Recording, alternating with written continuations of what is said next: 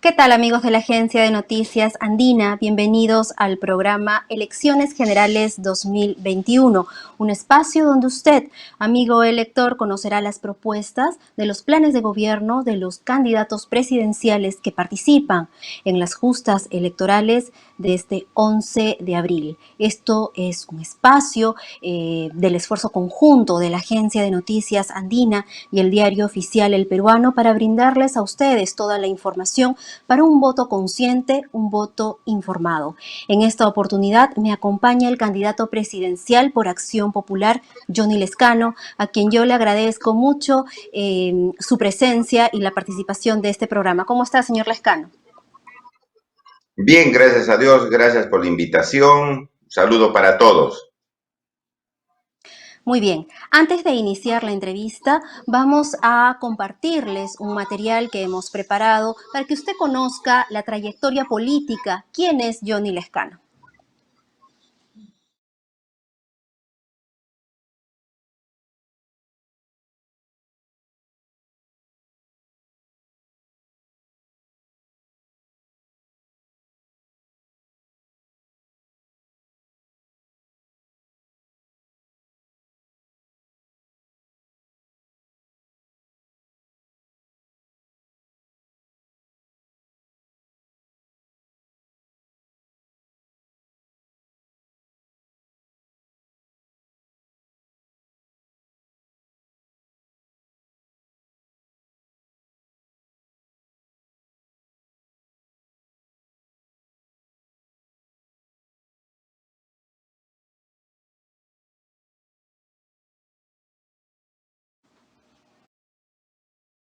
Bien, vamos a dar inicio a la entrevista y me gustaría empezar por un tema emblemático en realidad, y es el tema de la salud frente a la pandemia que padece no solo el país, sino el mundo.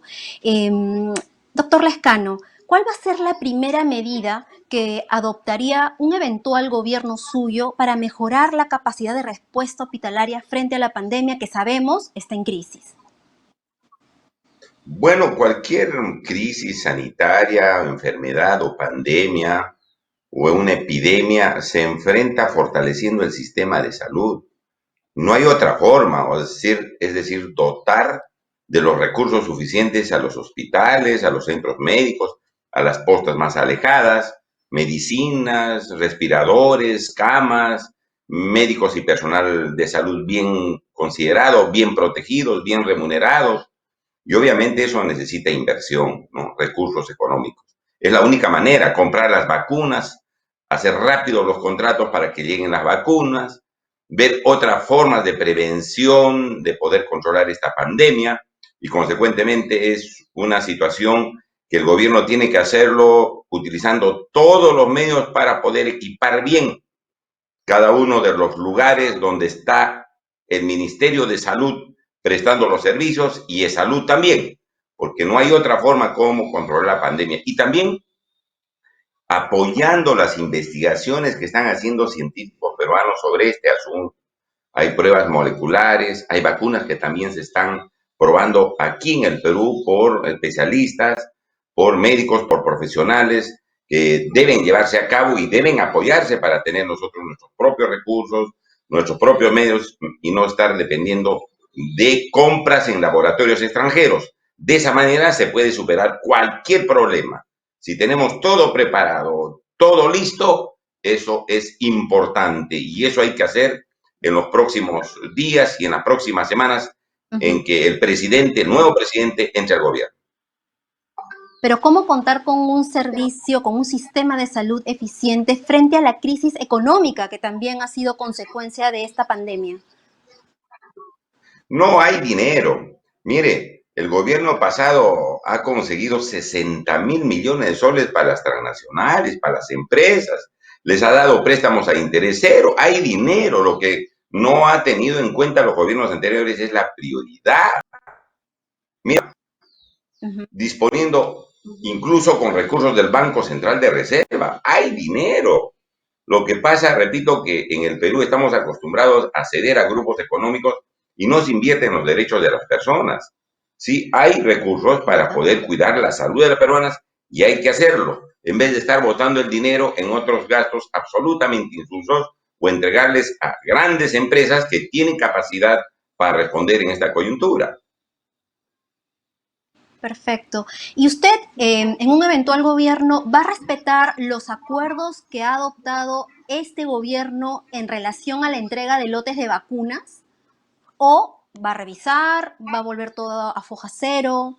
¿Cuál va a ser la política que va a implementar frente a la vacuna? En una emergencia tengo que seguir para adelante, pero tengo que hacer un examen, una auditoría, cómo encuentro el Perú, cómo manejar los recursos, qué se está utilizando, qué tipo de medicinas están consiguiendo, qué tipo de vacunas se han contratado. Obviamente tengo que revisar eso. No puedo cerrar los ojos y seguir en marcha sin haber constatado el país que está recibiendo. Obviamente en una emergencia tengo que tomar las determinaciones rápido. No puedo dejar a foga cero porque sería pues algo terrible que vaya en contra de los peruanos, pero sí, si hay que corregir, tenemos que corregir. Si hay algo que mejorar, se tiene que mejorar. Ahora, y en el tema de las vacunas es un punto, me imagino, que tendrá mucha prioridad en su gobierno, porque, bueno, hay anuncios por parte de este gobierno que señalan los anhelos de vacunar a gran porcentaje de la población hasta julio de este año. Entonces, el tema de las vacunas es un tema muy sensible y por eso insisto en si es que va a ser uno de los primeros temas a desarrollar en su gestión. Acabo de mencionar, eso es uno de los puntos centrales. Además, yo creo que no solamente las vacunas, sino fortalecer el sistema de salud, tratar de equipar bien los centros de salud. Pero las vacunas hay que hacerlas y colocarlas y vacunar a los peruanos en el menor tiempo posible. Pero hay que revisar todo, cómo nosotros encontramos el país, qué determinaciones se ha tomado. Y verificando eso, inmediatamente se sigue con la vacunación a efecto de poder conseguir que los 30 millones de peruanos se vacunen oportunamente. Ojalá que se pueda hacer lo más antes posible, porque este gobierno está, digamos, teniendo cierto retraso en eso. Nosotros tenemos que acelerar el paso para efectos de la vacunación en el tiempo menor, rápidamente, ¿no? Doctor, una de las características que ha acompañado su gestión a lo largo del Parlamento, cuando ha sido congresista, es que usted, digamos, salió al frente por los costos abusivos de los medicamentos y de otros productos. En este caso, estamos en medio de una pandemia. ¿Cómo hará para que medicamentos esenciales que permitan a la población pues prevenir quizás la enfermedad o atender la enfermedad no tengan costos excesivos? Bueno, yo creo que eso tiene que estar a cargo del Estado. En estos momentos se regula la luz, el agua y la electricidad, o sea, el teléfono, perdón. Se regulan los costos de estos servicios en los cuales, por lo menos, el teléfono y la electricidad uno no puede obviar. No se cobran de manera libre por las empresas, sino que hay organismos reguladores que revisan las tarifas. Yo digo, en el caso de las medicinas, no hay mayor urgencia de revisar el precio de las medicinas para que sean costos o tarifas o precios justos. Claro que sí. Y por eso nosotros estamos proponiendo el organismo regulador para que pueda verificar el precio de las medicinas para que lleguen a precio justo.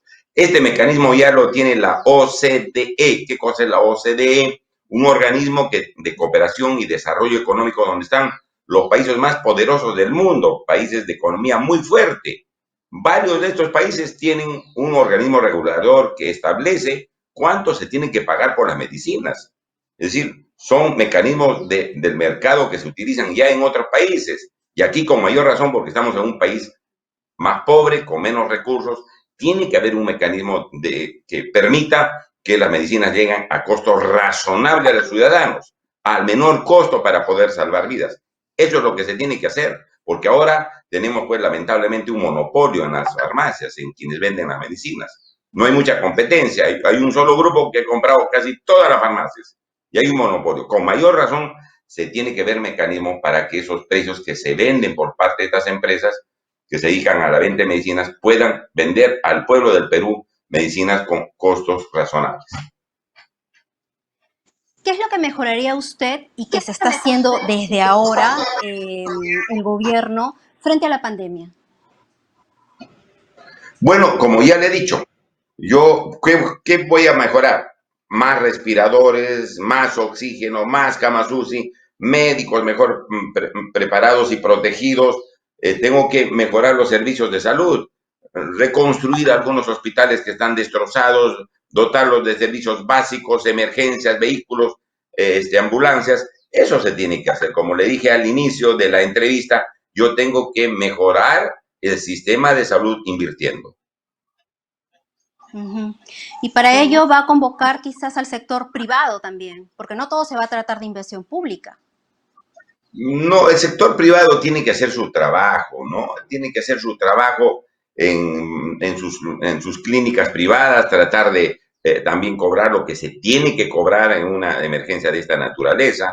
El sector privado tiene su dinámica, ellos hacen su trabajo, tienen que hacerlo con responsabilidad social, tienen que colaborar con la sociedad, dotando y ayudando, ¿no es cierto? Y cobrando lo que deben de cobrar. Nosotros no, nosotros tenemos nuestra propia dinámica. El Estado no debe estar inmiscuyéndose o convocando al privado como si fuese pidiéndole un favor, ¿no? El Estado tiene que poner sus pautas, tiene que hacer sus cosas de manera independiente y exigiendo, porque el Estado debe ser un Estado regulador, exigiendo al privado para que cumpla también con los deberes que le corresponden. Ahora pasemos al tema de recuperación económica, que está ligado también al tema de la pandemia porque nos ha afectado en muchos aspectos, ¿no? ¿Cuáles serán las primeras medidas o dos o tres medidas concretas para reactivar, para lograr una rápida reactivación económica? Teniendo en cuenta que hemos caído bastante en el PBI. Bueno, todos los países del mundo están afectados por la pandemia, porque lamentablemente no se ha podido realizar las actividades económicas normalmente. ¿Qué se tiene que hacer? También invertir. Usted tiene que invertir en carreteras, en represas, en hospitales, en colegios, en reconstruir. Casi la mitad de los colegios estatales están destrozados. En doble vía digamos, Tumbes-Tacna, por ejemplo, necesita una autopista de doble vía, o la vía Huancayo-Lima, donde salen los alimentos hacia Lima de la selva central. Tiene que haber autopista, doble vía para que no haya contratiempos en las carreteras y se retrase tanto los viajes. Tenemos que hacer muchas obras, repito, en educación, en salud, en canales de irrigación, en agricultura, y eso es inversión. ¿Quién tiene que ser? El Estado, tenemos que hacerlo. Si sucede eso, la economía va a comenzar a moverse, ¿no es cierto? Va a comenzar a dinamizarse, va a comenzar a recuperarse, y no solamente la economía, sino la parte laboral. Eso va a dar mucho trabajo. Nosotros pensamos recuperar 5 millones de puestos de trabajo que se han perdido. Entonces, de esa manera se dinamiza la economía. Invirtiendo. ¿Pero cómo lo hará? Hay dinero del Estado. Se hacen las obras, se aprueban los proyectos y se invierte. Como se ha invertido en las obras en cualquier momento, que hacen obras en el Perú, se invierten, sacando los dineros del Estado y contratando, haciendo los contratos para hacer las obras.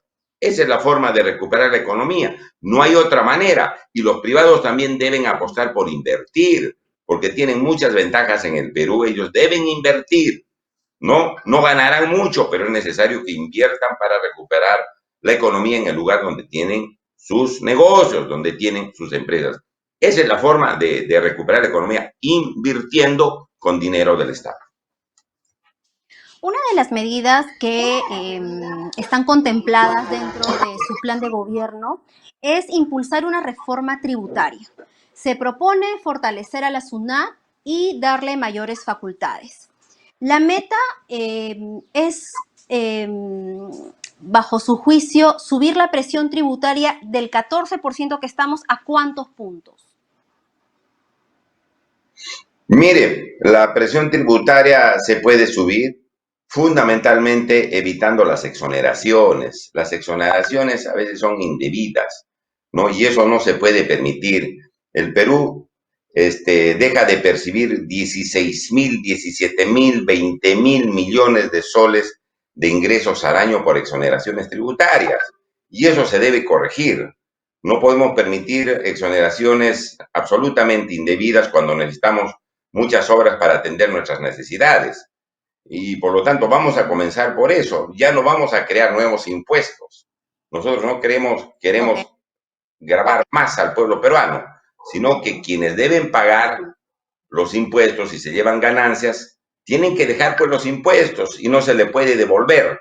Consecuentemente, por esas medidas nosotros tenemos que comenzar a efecto de recuperar lo que se está perdiendo durante todo este tiempo.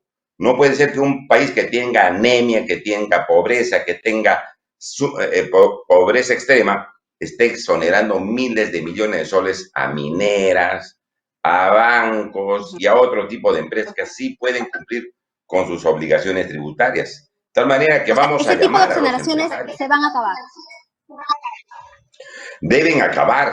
Deben acabarse porque eso afecta mucho a la economía del Perú y para eso vamos a convocar a los empresarios y les vamos a explicar que esas cosas están afectando el desarrollo del país, no tienen una situación bastante difícil. Así que vamos a tomar las medidas del caso, comenzando por el diálogo, a efecto de hacer entender de que el Perú necesita los recursos que le corresponden. Ahora, doctor, pasemos al tema de las pensiones porque es un asunto que está abordando el actual Congreso. ¿Usted cree que una reforma del sistema de pensiones debe ser tratada en este momento o debe ser tarea del nuevo gobierno?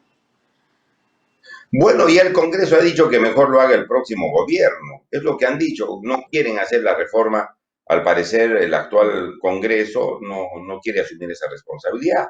Entonces, nosotros lo podemos hacer para mejorar el sistema privado, el sistema nacional de pensiones y poner otras opciones. Yo creo que hay que poner algunas otras alternativas para que los trabajadores puedan aportar en otras instituciones y ellas pueden darle una mejor pensión, ¿no es cierto?, a quienes deben recibir una compensación por haber laborado un tiempo en sus actividades privadas o públicas. De tal manera que yo creo que el próximo gobierno puede hacer una reforma que pueda mejorar las pensiones, haciendo que los peruanos tengan pensiones dignas.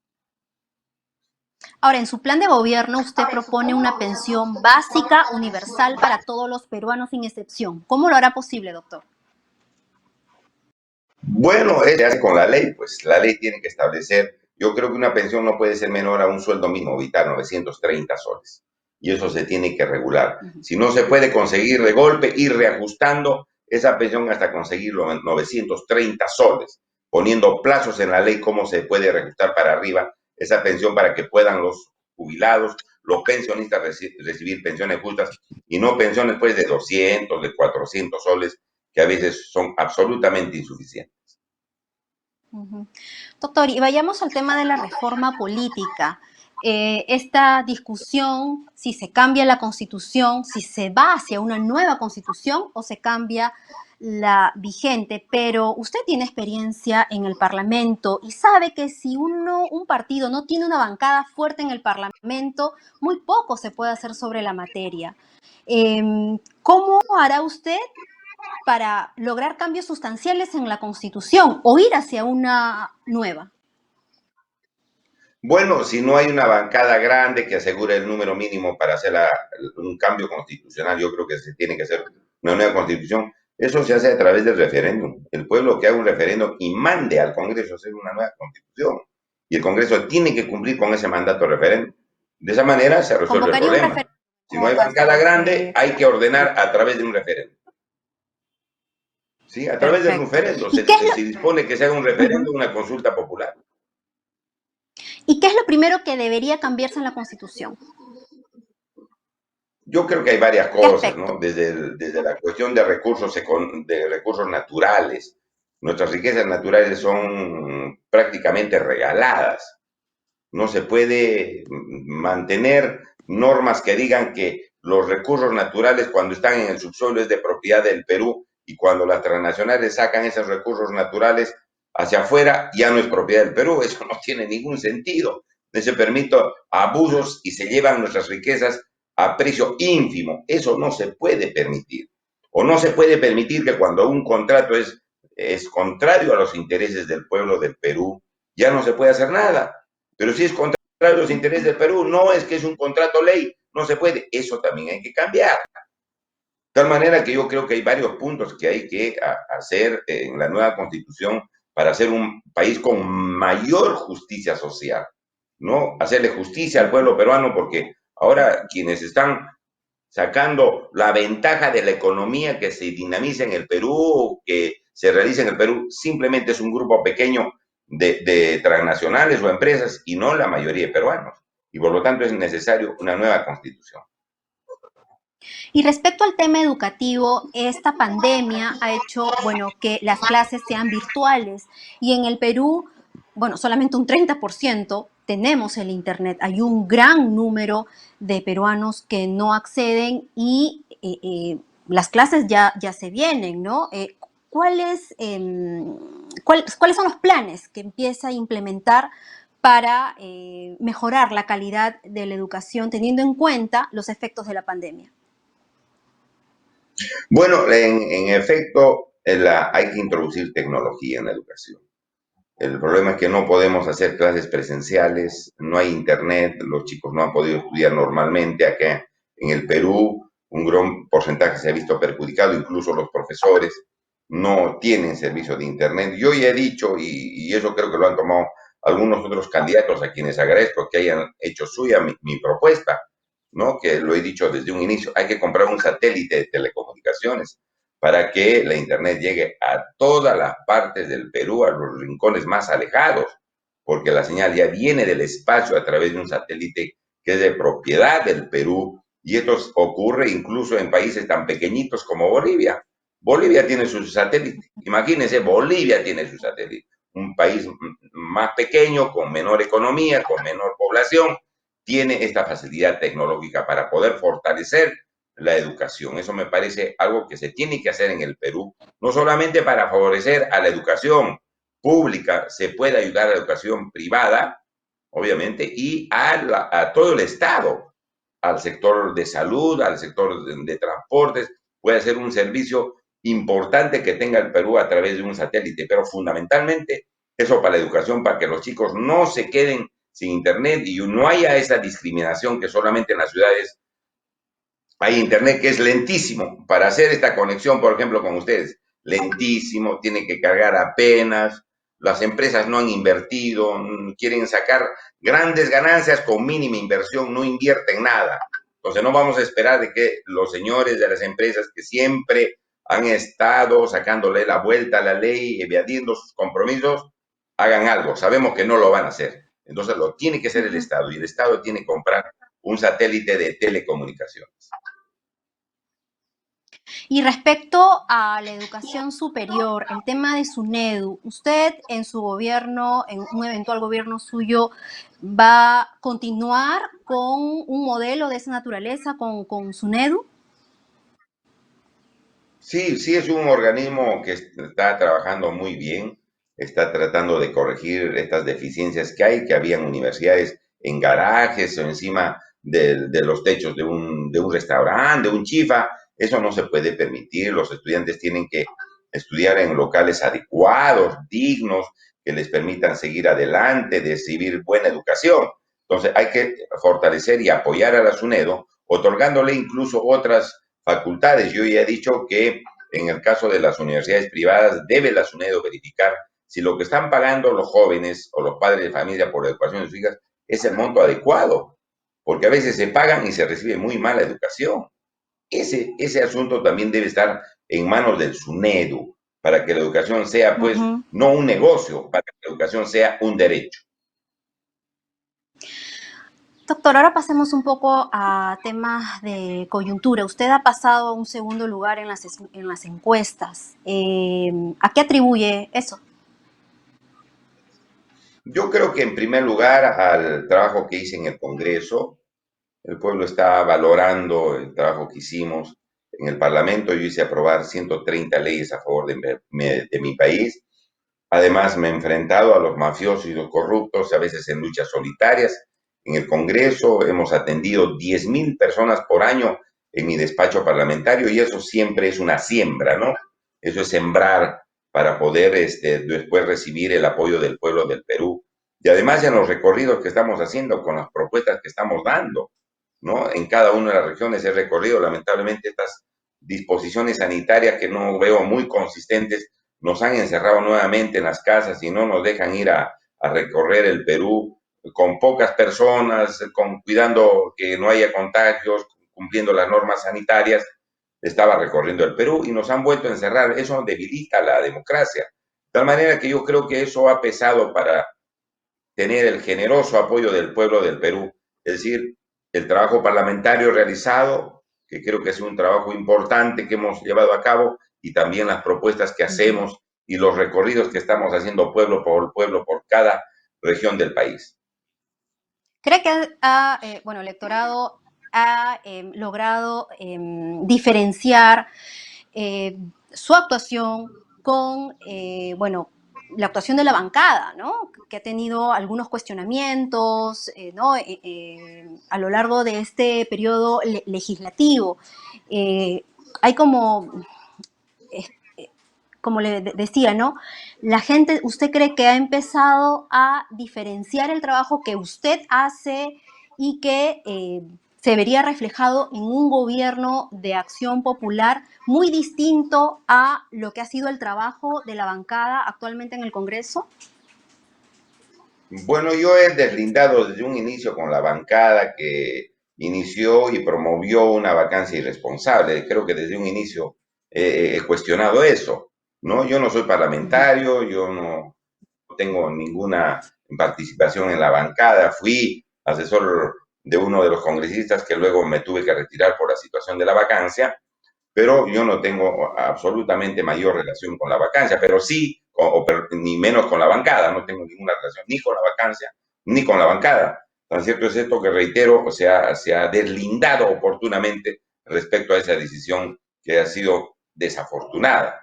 De tal manera que eso está bien claro, nosotros no hacemos ese tipo de política, hacemos la política que el Perú me ha visto hacer en el Congreso, no hacemos esta política.